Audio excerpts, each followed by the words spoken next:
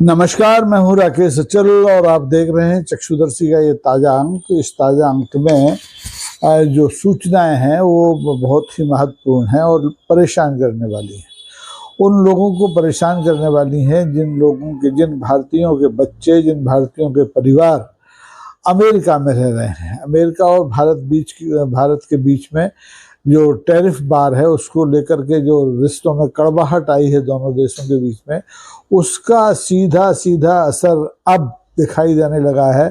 भारत सरकार ने अमेरिका द्वारा लगाए गए टैरिफ या छूट, जो सीमा शुल्क होता है उसमें दी गई छूट वापस देने के बाद से अंतर्राष्ट्रीय डाक सेवाएं अस्थायी रूप से बंद कर दी हैं। अधिकांश अंतर्राष्ट्रीय डाक सेवाएं अस्थायी रूप से बंद कर दी गई हैं। अब अमेरिका को भारत से अगर आप अपने परिजनों को, अपने बच्चों को कुछ भेजना चाहते हैं तो वो सेवाएं अभी अस्थायी रूप से बंद हैं। ये क्यों हुआ है, कैसे हुआ है, इसके बारे में अभी बहुत ज़्यादा सूचनाएं तो नहीं हैं, लेकिन प्रारंभिक सूचनाओं के अनुसार भारत सरकार के डाकतार विभाग ने ये निर्णय लिया है और तत्काल प्रभाव से अस्थायी रूप से अंतर्राष्ट्रीय डाक सेवाओं को बंद कर दिया गया है। कहा जाता है कि पहले अमेरिका की ओर से $800 तक का जो सामान आप भेजते थे उस पर सीमा शुल्क में छूट दी जाती थी। ये छूट इस टैरिफ बार के बाद से वापस ले ली गई और 30 जुलाई से ये छूट वापस ले ली गई। तो पहले कोशिश ही की गई कि बात बन जाए, लेकिन जब बात नहीं बनी तो ये निर्णय हुआ है कि 29 अगस्त से अब हर तरह की अमेरिका जाने वाली अंतर्राष्ट्रीय डाक सेवाएं बंद कर दी जाएंगी, अपवादों को छोड़कर। अपवादों में आप कुछ पत्र हैं, कुछ दस्तावेज हैं या $100 से कम कीमत का कोई उपहार है, आप भेजना चाहते हैं तो वो तो भेज सकते हैं। लेकिन जो नियमित रूप से आपका जो सामान भेजने का सिलसिला था उस पर एक तरह से रोक लग गई है।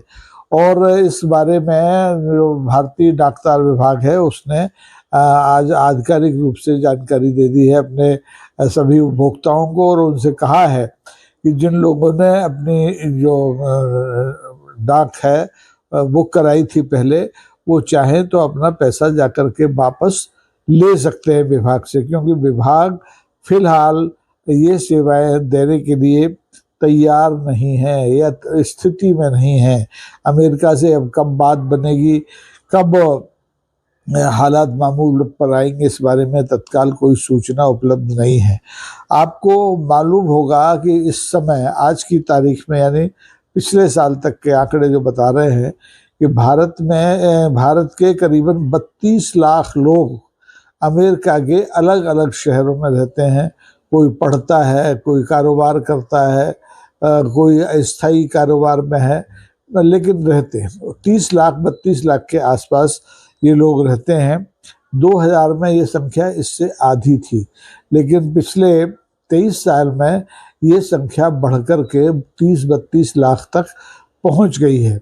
इसमें से भी 81% लोग जो हैं हमारे भारत के वहाँ जो हैं वो या तो ग्रेजुएट हैं और करीबन 49% लोग ऐसे भी हैं जो उच्च शिक्षा प्राप्त है, जिन्होंने मास्टर्स डिग्री ली है, जिन्होंने पीएचडी की है। अब बहुत से लोग H1 वीज़ा पे हैं, छात्र वीज़ा पर हैं, और पारिवारिक पुनर्मिलन वीज़ा एक होता है उस पर है। इन सब पर भी आने वाले दिनों में असर पड़ेगा, वो तो बात की बात है। लेकिन ये सारे लोग जो अमेरिका में रह रहे हैं, जिनके कि भारत से जीवंत संबंध है, जिनकी गर्भनाल भारत में है, वो लोग इस अंतर्राष्ट्रीय डाक सेवा के अस्थायी रूप से बंद होने से बुरी तरह से घबराए हुए हैं। और अभी तक सरकार की ओर से ऐसा कुछ नहीं बताया गया है कि एक डाक सेवा कब बहाल हो पाएगी। आपको बता दूं कि जो हिंदुस्तानी हैं, जो भारतीय हैं, अमेरिका में रहते हैं, वो अधिकांशतः कैलिफोर्निया में है, टेक्सास में है, न्यू जर्सी में है, न्यूयॉर्क में है, शिकागो में है, सैन फ्रांसिस्को में है, डलास में है, सेंट जॉन में है और ऐसे कई शहर हैं। वैसे तो अधिकांश शहरों में आपको मिल जाएंगे, लेकिन ये वो शहर है जिनमें बड़ी तादाद में भारतीय पढ़ रहे हैं या नौकरी कर रहे हैं या स्थायी रूप से वहाँ रहने लगे हैं।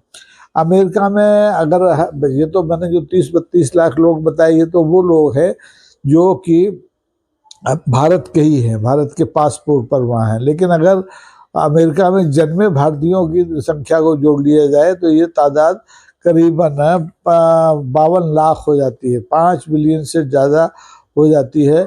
अब इतने लोगों के संबंध इस अंतर्राष्ट्रीय डाक सेवा के बंद होने से कितने प्रभावित होंगे, इसकी आप कल्पना कर सकते हैं। ये ऐसा पहले कभी हुआ नहीं है और ये पहला मौका है, पहला कड़वा अनुभव है जिसका सामना अमेरिका में रहने वाले भारतीयों को और उनके भारत में रहने वाले परिजनों को भुगतना पड़ रहा है, सामना करना पड़ रहा है। कोई विकल्प नज़र नहीं आता है।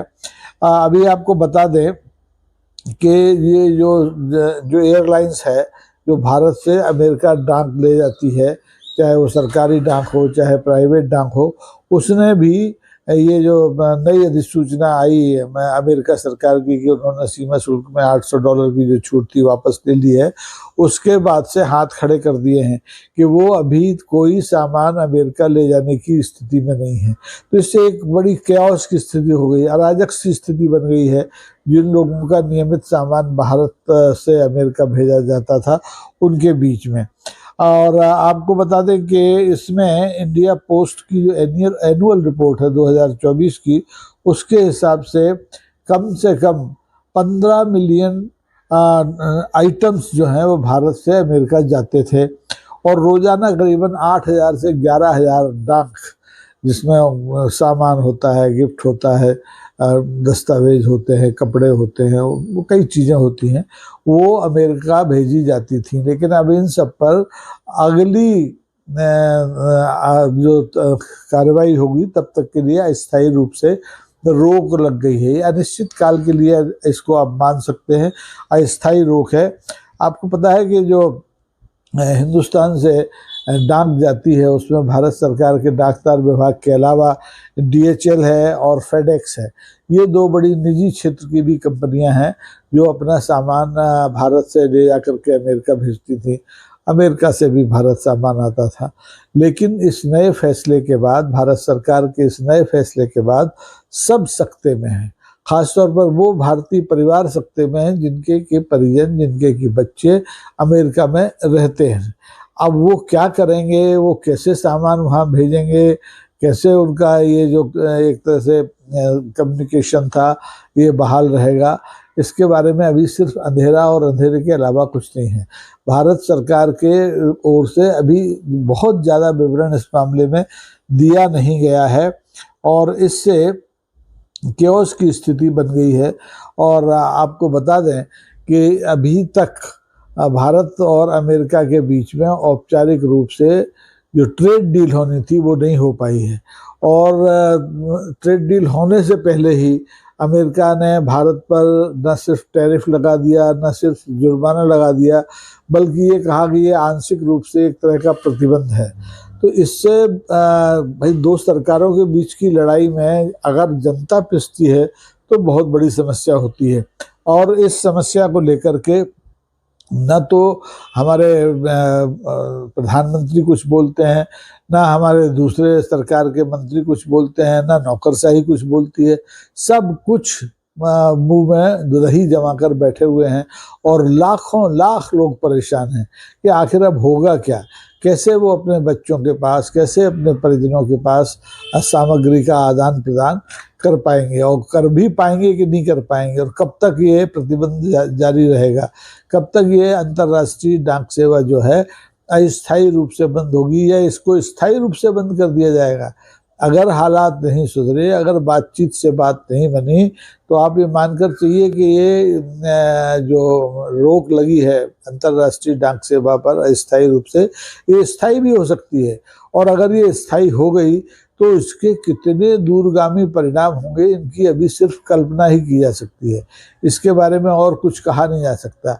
अब या तो दो ही रास्ते बताएंगे कि आप अमेरिका को कोई सामान भेजना है तो दूसरे देशों से होते हुए अमेरिका भिजवाएं, वो बहुत महंगा, बहुत खर्चीला हो जाएगा, उसमें समय भी बहुत लगेगा और उससे जो सामान भेजा जाना है वो उस पर भी असर पड़ सकता है, वो ख़राब हो सकता है, वो टूट फूट हो सकती है, क्योंकि फिर जो आपका कंसाइनमेंट है वो कई जगह धक्के खाते हुए जाएगा।